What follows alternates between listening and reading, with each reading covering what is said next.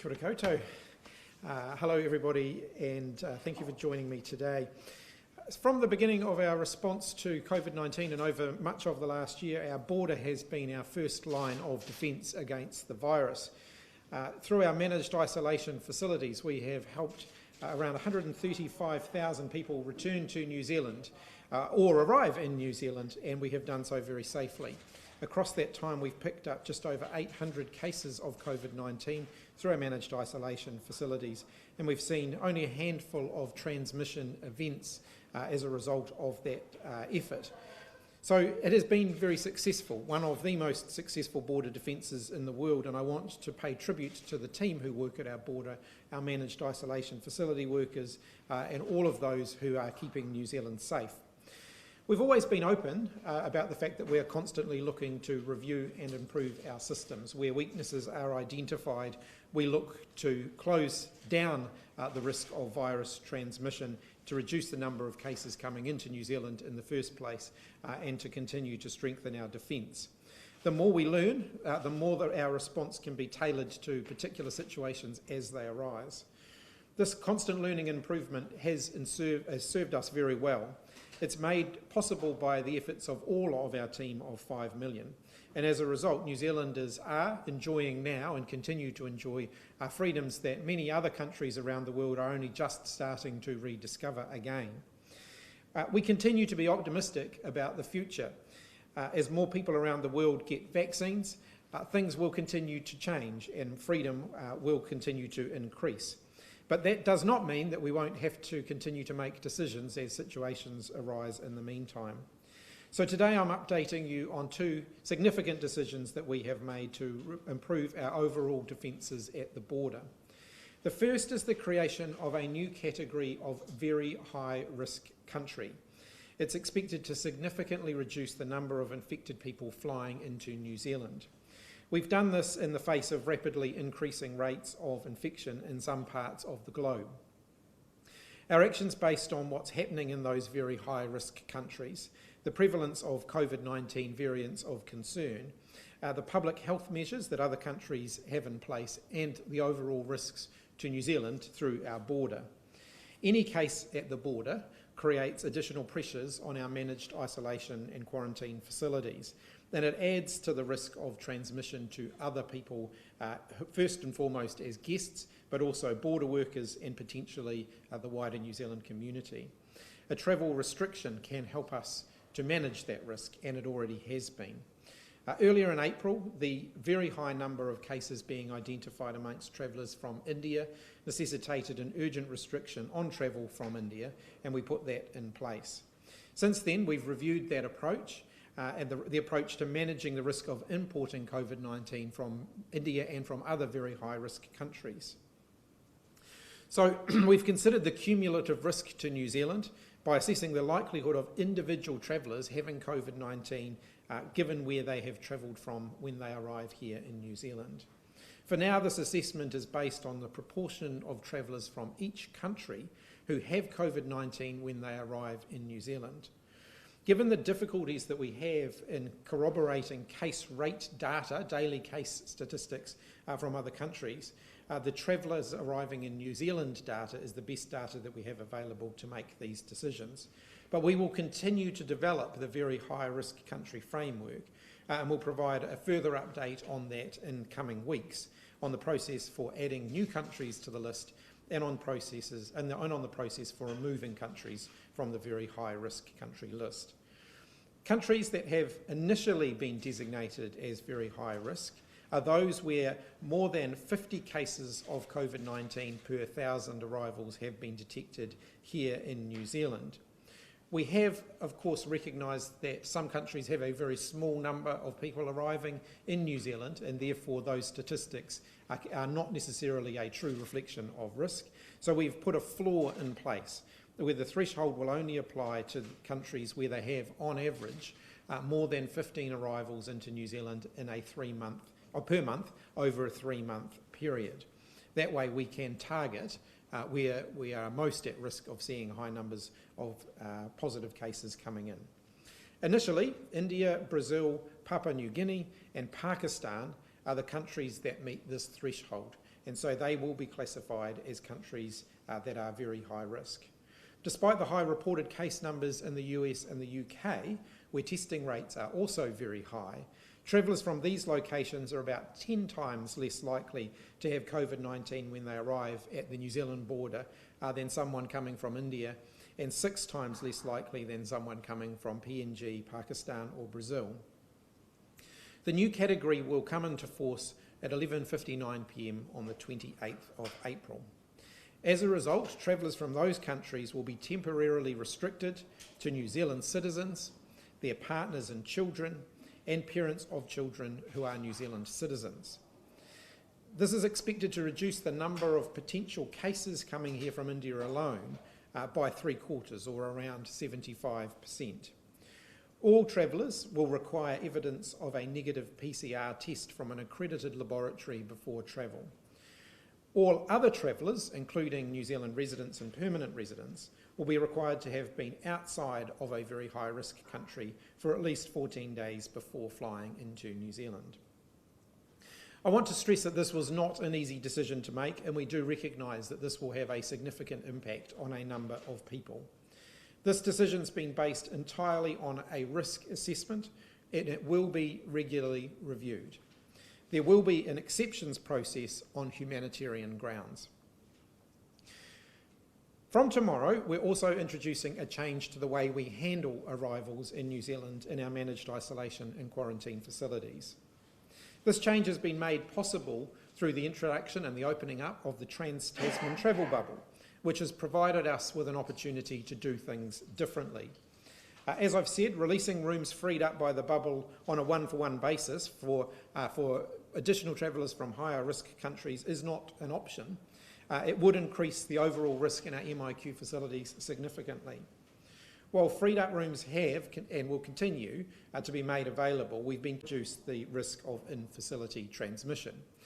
As has been canvassed before, we have been cohorting arrivals as much as possible up to this point by keeping people from the same plane together as much as possible.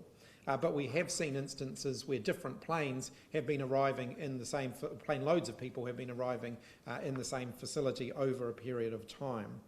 So under the new plan, returnees arriving in New Zealand over a 96-hour window will be delivered to MIQ facilities until they're full or the 96-hour period is over. The facilities will then lock down for a 14-day cycle, with no additional returnees allowed until after the last cohort has completed their stay and the facilities have been cleaned. We'll then start the process of filling that facility up again. This will ensure returnees will be in the same facility as others who have arrived at about the same time, and importantly, it will keep those who have just arrived apart from those who are coming towards the end of their stay in managed isolation. The Pullman Hotel will be the first isolation facility to receive cohorted arrivals starting from tomorrow, and the transition to the new approach will be completed by Sunday the 16th of May. Day 0-1 testing, people staying in their room until the negative results are returned. Day 3 and Day 12 testing, limited exposures to others when exercising or smoking, and physical distancing will continue to apply across all of our facilities. I want to end by emphasising what I said at the start. It's important that wherever travel restrictions are applied by New Zealand in response to a risk assessment, that they are for a well-defined period, that they are reviewed regularly to ensure that the measure remains proportionate to the level of assessed risk. The first assessment will take place within the next 2 weeks. We don't assume that the situation will not change, it will. Indeed, we hope that the COVID-19 situation from any very high-risk country improves quickly, first and foremost for the people of those countries. As I said, the government does not make these decisions lightly. We realise they impact on people's freedoms and they create real challenges and inconvenience, but they are the right thing for us to do at this time. Limiting arrivals from very high-risk countries at this time will substantially reduce the flow of COVID-19 cases into our managed isolation system. When combined with the enhanced cohorting measures that we're putting in place with a system that's already served us very well, we'll be able to manage the risk even more effectively to keep New Zealanders safe. Happy to open up for questions. Lisa. For the 96-hour window, can you just from the same country of departure, or will you mix and match? No, it'll reflect the planes that they've come in on. So basically the idea is that you start with an empty facility.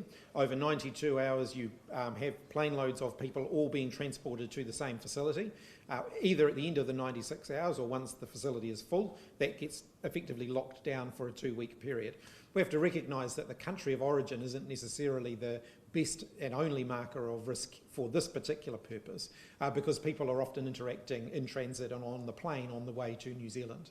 But to be clear, you could have people arriving from India going into the same hotel as people arriving from the UK, even though those countries have different classifications. We would certainly be trying to make sure that very high risk and high risk, as much as practical, are being kept separate, but bearing in mind that those coming from very high risk countries will be arriving on the same plane as people coming from high risk countries. So to some extent that's beyond our control. Not always though, so there is an element of mixing and matching in your cohort in terms of the risk classification of the country. Well, if you look at where the majority of our very high risk country passengers are coming at the moment, they're coming through the United Arab Emirates on a particular flight.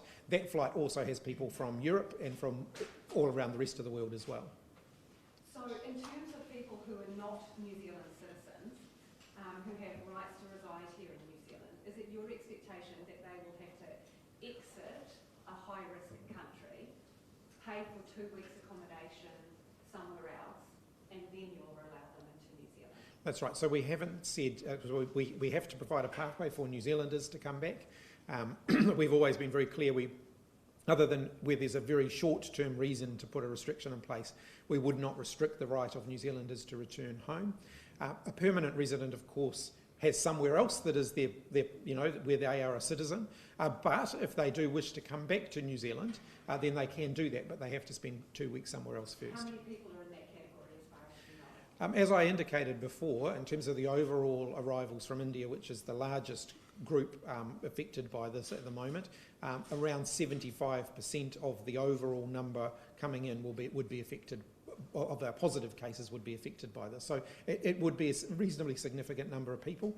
We've been receiving... Sorry Minister, just to clarify that, are you saying 75% of the people who would have been coming in on planes from India No, sorry. are now no longer Sorry, that's positive cases that, right, that we're reducing there. In terms of the numbers, I think we've been receiving from India around 450 a month, roughly, coming in from India. So it's possible that a reasonable proportion of those were permanent residents and so on. So we are talking about hundreds of people that could be affected by this. Limiting the number of people coming in from these high-risk countries show that you don't have confidence in our current border systems to manage those risks? No, it's just the fact that the higher the concentration of positive cases that you get within them, the more likely you are to experience issues. So we want to provide a very robust system, as robust as we can make it, but recognising that there is no such thing as zero risk here. The fewer cases coming in, though, the lower the risk will be. So epidemiologists have been calling for some form of cohorting for months now. Why has it taken this amount of time to get to this stage? We have been doing cohorting already, in the sense that we've been trying to keep plane loads of people together. But not separating people into hotels for certain periods. This is very much a new thing you've just introduced. One of the One of the big reasons for that is it has a very significant impact on the overall efficiency of the MIQ system. We will be able to have fewer people in the MIQ system. More rooms will remain empty because of the use of this particular cohorting method, and that could be somewhere between 10 to 15%. So that is quite a significant number, fewer people that we'll be able to provide accommodation for. What do you say to those people who may feel that these rules persecute them or target them or treat them unfairly? What do you say to those people? So this is done purely based on a risk assessment, and so I've tried to be as transparent as I can about the formula that applies here. It would apply to any country that meets that formula. That's how, based on our current calculations. So we haven't discriminated. We've applied a formula, and that formula is where we get the number of countries that are being added. But it's pretty tough for those travellers. I don't underestimate how difficult travel restrictions have been for New Zealanders around the world over the last year. And this adds another group of people who will be whose travel will potentially be disrupted. You previously said some of our MIQs are not up to very high risk arrivals. So which ones are suitable for your cohorting? Look, the vast majority of them are. What we are looking... Okay, so tell me the ones that aren't then. That's the shorter list. Look, there's negotiations going on with those particular facilities, and so I don't want to flag those. It's a matter of public interest. If you're a returnee, there are no... it's luck of the draw whether you get a good hotel that is fitted out with the best equipment, the best ventilation system.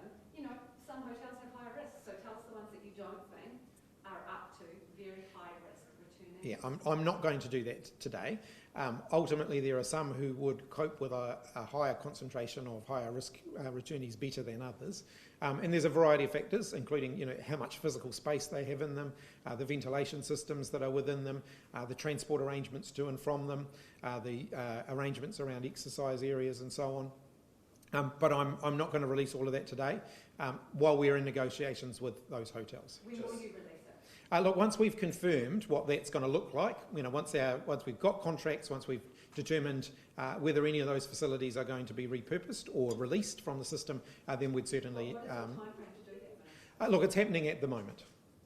So we look at the daily case numbers in the area at the moment. They've pretty much tripled since this flight ban was first implemented. Are you confident that these changes you're announcing today are going to be enough to ensure that COVID doesn't get into the New Zealand community?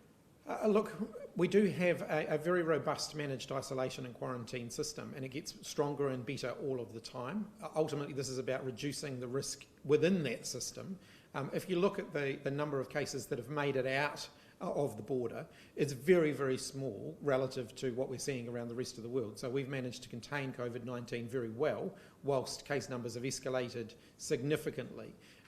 The challenge here is that we don't want our system, our MIQ system, to have so many positive cases within it that we actually increase the risk, too much.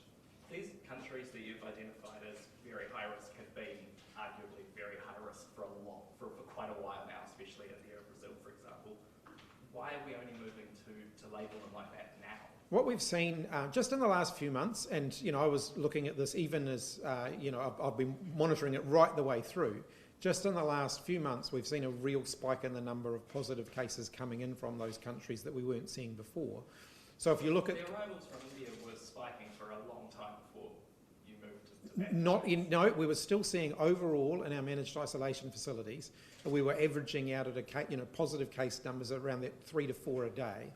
We were seeing that spiking up to around 20 plus on some days, and that's only happened in the last few months. So you stand by the time frame that your government has followed? Yes. The opposition have been calling for, in addition to risk-based MIQ systems like you've now announced, they've been calling for things like antigen testing, daily saliva testing for border workers. Are these things possibly in the pipeline as well? We've already been clear we're actually out in the market at the moment around saliva testing.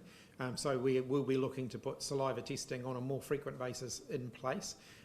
In some cases to spread out for those who are being really tested frequently the number of nasal pharyngeal swabs that they have to take, recognising that that's quite an invasive procedure compared to a saliva test. So we will have more on that once we're through that process. What about those rapid antigen tests for people before they board flights to New Zealand? Rapid antigen tests in some cases are being used for pre-departure testing, recognising that it helps to filter out the risk, but it is not as reliable as a PCR test.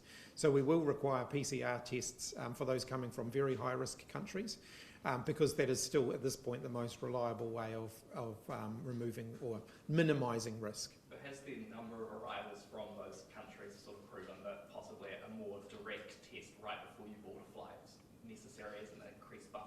One of the things that we've looked at over the last 2 weeks is whether we could have different testing methods in place for a country like India, point of departure testing and so on, and whether that's logistically feasible.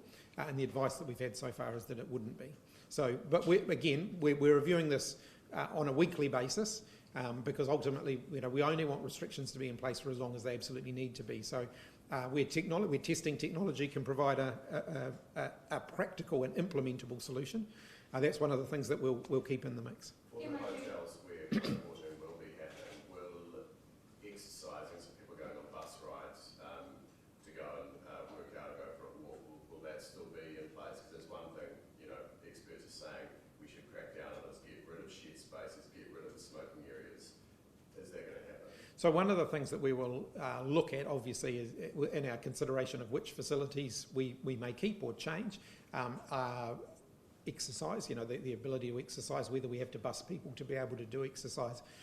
That system has been improving as well, so including making sure that people who are getting on the bus are in the same bubble. This will be a lot easier now because the same bubble will largely be kept in the same place, and they'll be on the similar kind of timetable, making sure that there's distancing on the buses, making sure that they're wearing PPE when they're on the buses, and maintaining their distancing. But coming back to Lisa's point, effectively you may cohort these people into a hotel, but you're still mixing people from different countries with risk profiles different, so there is still the risk of COVID transfer between those people if they jump on a bus and go.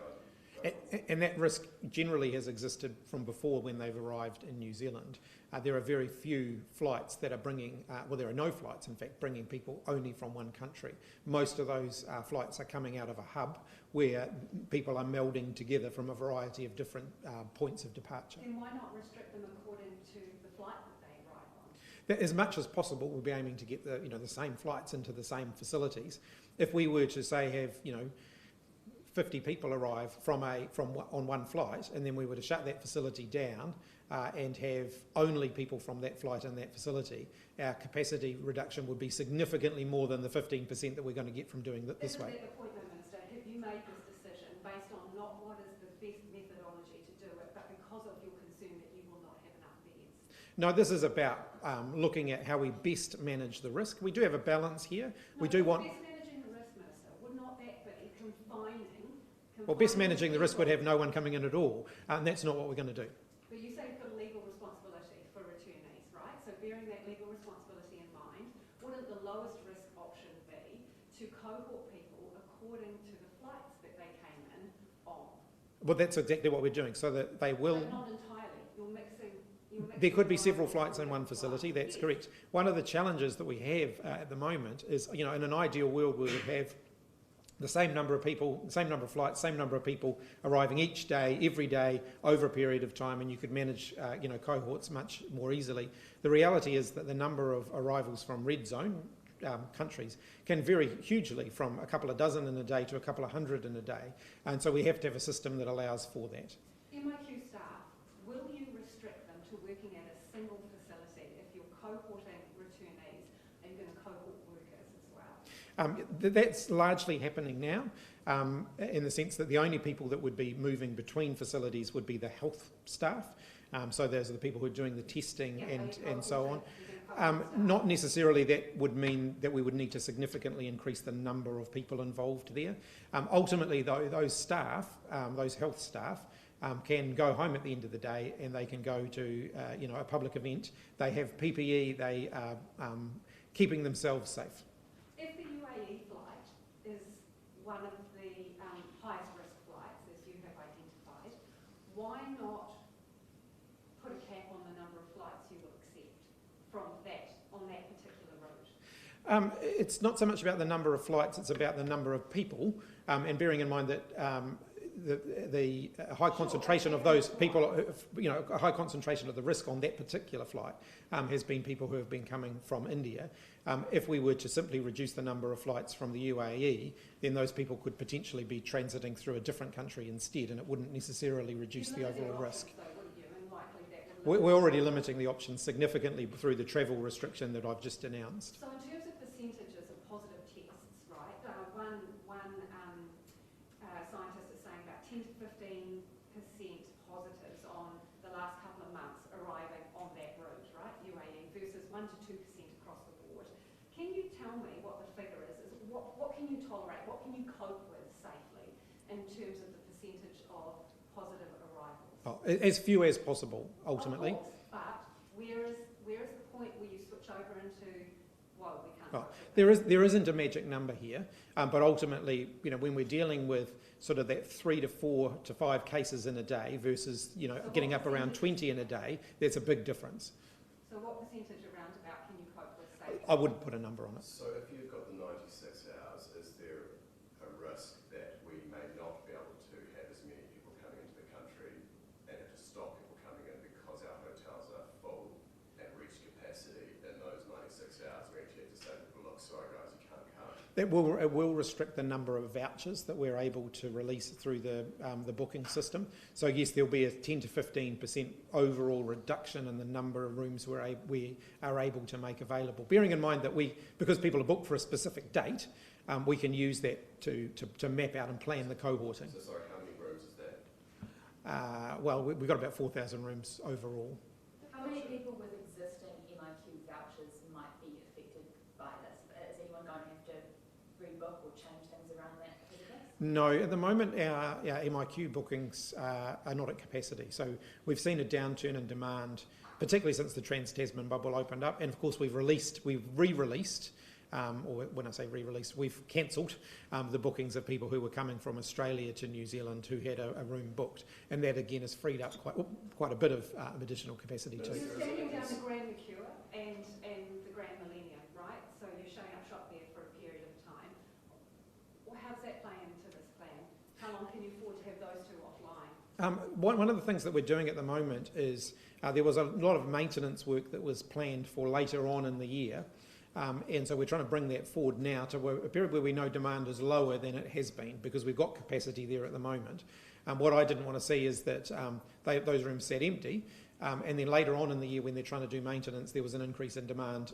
So they're bringing forward some maintenance. That means that for things like the Grand Millennium and the Grand Mercure coming offline for a little bit, it's not going to disrupt the overall capacity. Don't know at this point. Depends how long the work takes. Is it concerning that a border worker for Swissport has told me they haven't been tested for 6 months and the Ministry of Health has confirmed 7 workers in total for the same company are overdue tests, and yet Swissport seems to have different information? Does that concern you? I saw the story this morning on the way here, and my understanding is that Swissport have stated that particular worker only worked on international flights on a few occasions and most of their work was domestic, and therefore that will affect the number of times they needed to be tested. So the Border Worker Testing Register will record all those who are being tested because they at some point have worked at the border, and it will tell when their last test was, and it will flag up if they haven't had a test for a period of time, but it won't say whether they needed to have one.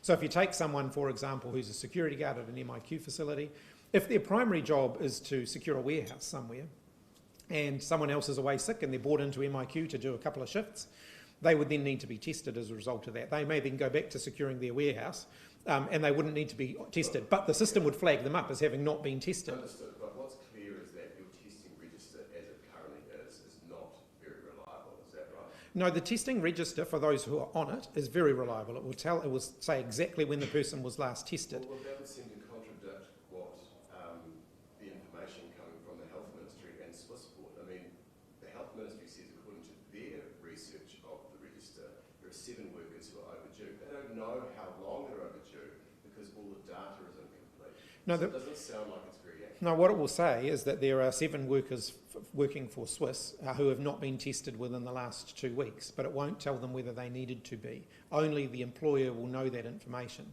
because, like I said, in the case of someone here, they may have been working all domestic during that time and therefore they wouldn't have needed to be tested, or that's in the case of the ground handlers. How can a register be accurate and up to date if you don't know the actual number of border workers we have in New Zealand at the moment? So the register is designed to record who has been tested and when they have been tested.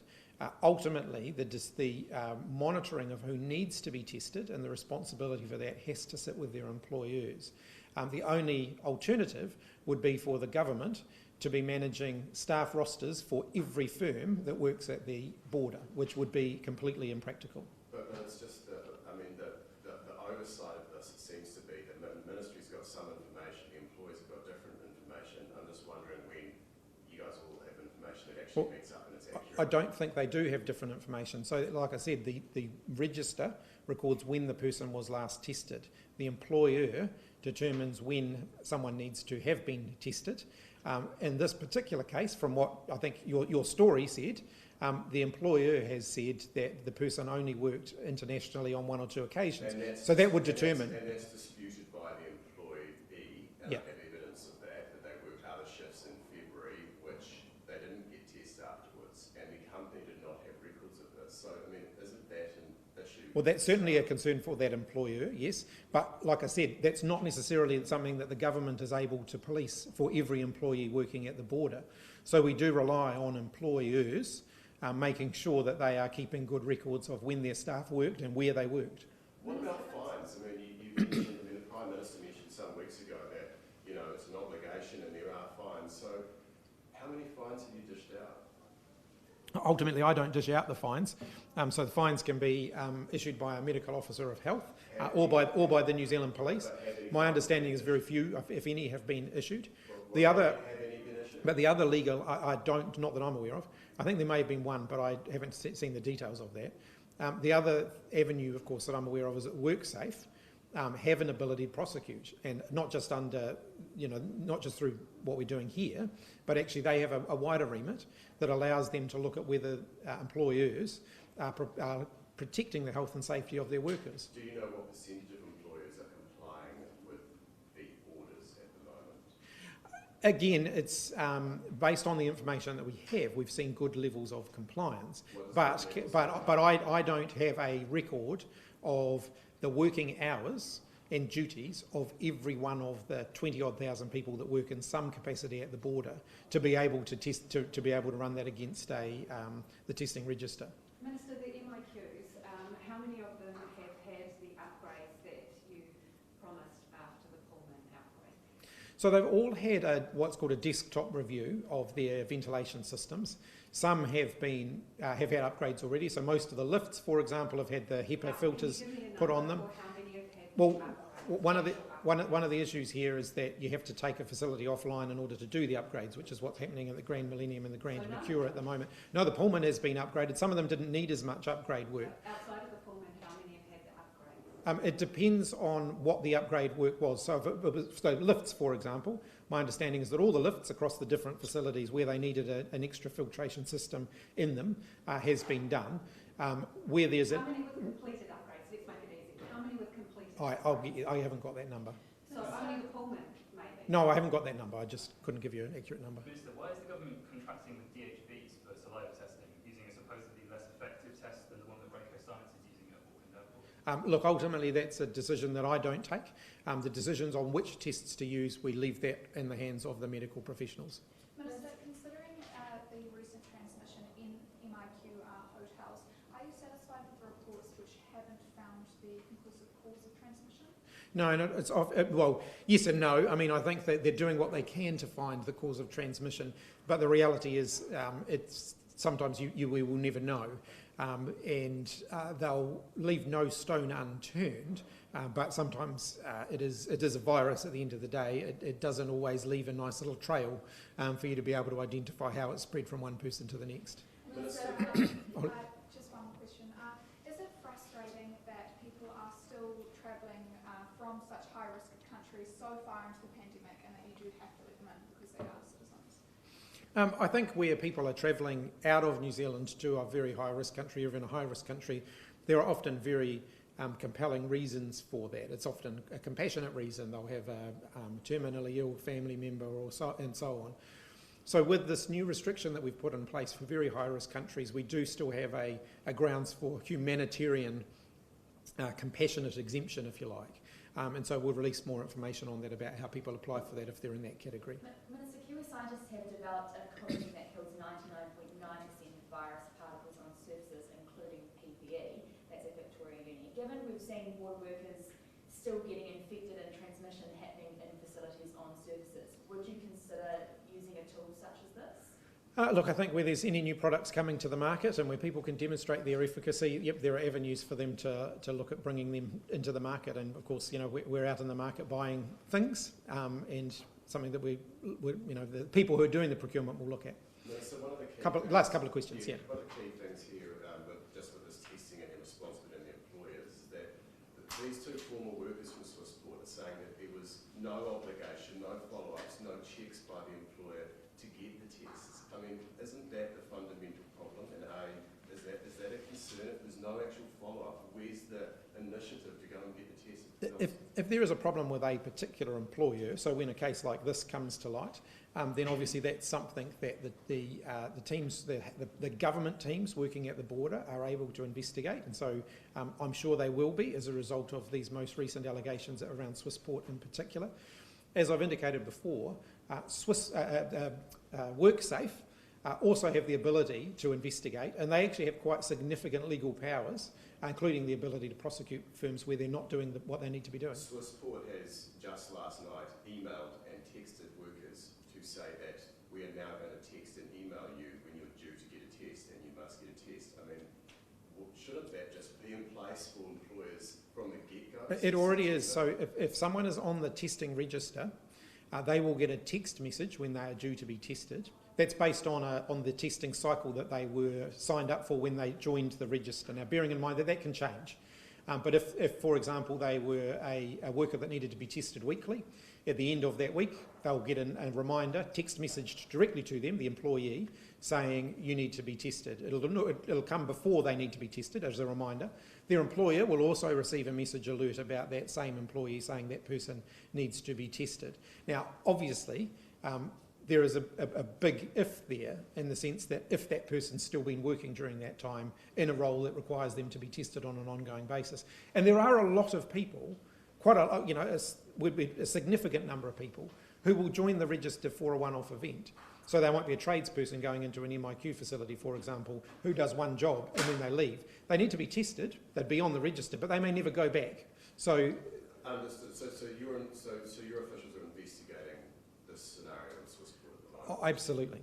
Now, just finally on this, I mean, the register, we know, because the Health Ministry's told me, that only about 3 weeks ago you had data analysts actually looking at the data, and you're saying that it's a really good register and it's reliable.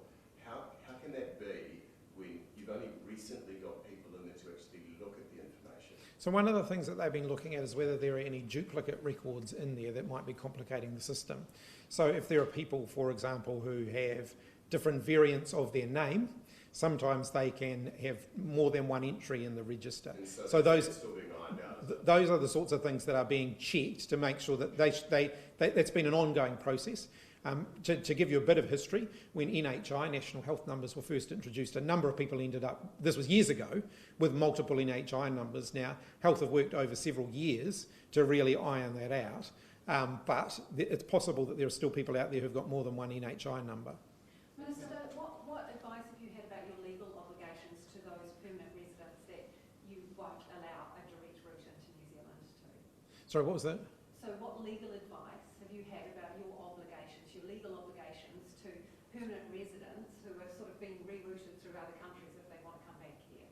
So ultimately we must, under international conventions, allow citizens to return to New Zealand, so we don't create people who are stateless. As I've indicated before, if someone is a resident or even a permanent resident, then they have another country of citizenship. Is there a light at the end of the tunnel for those people that are needing to come back? Look, I think there's a light at the end of the tunnel for all of us. We just don't know how long the tunnel is at this point. I guess given India's recorded the highest ever daily total of COVID-19 cases, 315,000, presumably these permanent residents will be stuck there for quite some time unless they can get to another country. Look, I think we all look at the situation in India, and I feel for people in India. There's no question about that, and I absolutely acknowledge that for those who have a relationship with New Zealand, who are currently in India and who would like to come back to New Zealand, that this is a difficult decision for them. It's definitely not one that the government has taken lightly, and it is one that we will be keeping under constant review. Can we assume that most of those cases that had been coming in were people who fell into the permanent residents or residents category as opposed to citizens? In terms of the breakdown of positive cases coming in, yes, there was, like I said, you get about a 75% reduction in that by removing both of the other categories. So the other categories were permanent residents, those coming in on essential work visas where there was a border exemption that applied to them. My understanding of the numbers, I just don't have them in the absolute front of my mind, although I've seen them in the last sort of 72 hours or so, is that the majority of that category were in the permanent resident or resident category. What consideration have you given to the fact that you may be putting their lives at risk? Look, we absolutely acknowledge that for those who are in a country where COVID-19 is spreading rapidly, there are a lot of people who would far rather be somewhere else in the world at the moment. And I acknowledge that this is a difficult decision for them. Does the government have a problem with needle supply, given that we've got free vaccinations starting next month? If there is a problem, what are we doing to alleviate it? No, all of our supplies are good. The key supply that we're short of is the vaccines themselves. And so when they start to arrive in larger quantities, we'll see that things scaling up from July. I can tell you that the scaling up is proceeding in line with the plans we released last week. So 9,200 doses of vaccine administered yesterday. That tips us over just over 200,000 overall. The overall stocks, we've got about 450,000 in stock at the moment. What you'll see though is that over the course of the next 9 weeks or so, the stockpile will go down as the number of doses administered goes up. So that the point that when we start seeing big numbers of doses arriving, we're not seeing a dip down before we go to scale right up again. Okay, and do you foresee any kind of delay with the fact that the Ministry has admitted that they 6 weeks ago started to make a booking system for the public? Do you see like a delay if that booking system isn't always as fragmented as it seems to be at the border? No, not at all. I think the big risk is people making bookings and then not showing up for their vaccines. That's the thing that could really slow us down when we get into doing big numbers of vaccines a day. So how long will it take for you to cancel somebody's appointment? Or how will you deal with that problem? That is something that we've been working our way through. The team doing that have been working our way through modelling all of that. What we will have though is people going around and moving vaccines around on any given day, so that if a vaccine centre had 2,000 people booked and they're telling us in the morning we're having a higher no-show rate, we'll be able to go and take vaccines off them and give them to another place that has a higher than expected rate. That system does rely on people basically sitting refreshing the computer looking for a slot, does it? The booking system will have a plentiful supply, but yes, there will be a daily limit based on the capacity to deliver. Yeah. Minister, question for us. Very last question. Yeah. What's your expectation around sports teams that are set to be coming into the country in July, particularly from the Italian rugby team, for example? Are there plans in place already to manage that, and how we might do that differently? Yes, there are.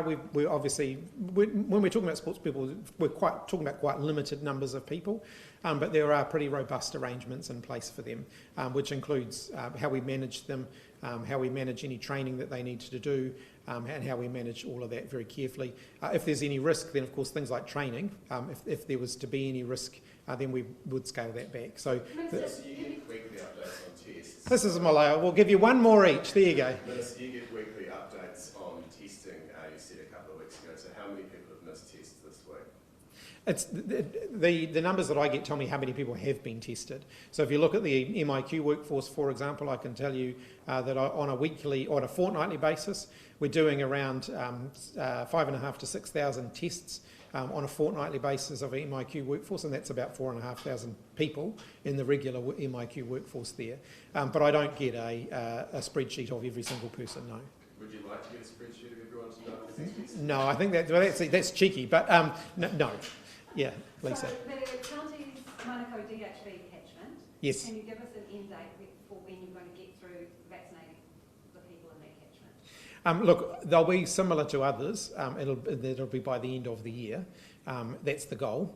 But obviously, counties Manukau are ahead of everybody else at the moment, and there's been a real emphasis on making sure that they can stay ahead of the pack based on the level of risk. But you don't have an end date. You haven't seen a forecast or when they'll be complete. I just don't have it with me. I've got the DHB by DHB breakdown. It's on the website. Everyone can see it. It shows how many vaccines each DHB will be doing week by week. One more, I swear, one last one. All right. Thank you. Was any consideration given to New Zealand managed pre-departure quarantine in India? Look, yes, a little, but it just wouldn't have been practical. Thanks, everybody. Thank you. very much.